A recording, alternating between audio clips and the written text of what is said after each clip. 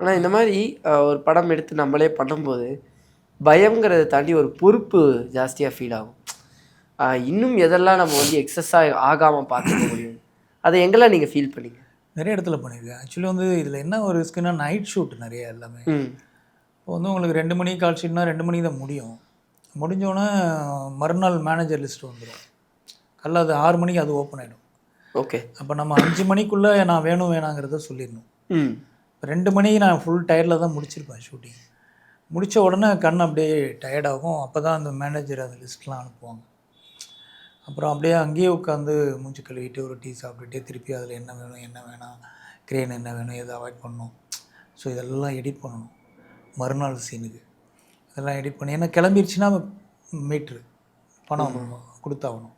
அப்போ கிளம்புறதுக்கு முன்னாடி என்ன அவாய்ட் பண்ணணும், என்ன குறைக்கணும், எது எக்ஸஸாக இருக்கா, ஜூனியர் ஆர்டிஸ்ட்லேருந்து எல்லாமே எவ்ரிதிங் அனலைஸ் பண்ணிவிட்டு நான் வரும்போது மணி 4:30 ஆகிடும். அப்புறம் திருப்பி 1 ஹவரில் எந்திரிச்சு திருப்பி ஷூட்டிங். ஸோ இப்படி தான் ஆதார் ஃபுல்லாகவே போகுது.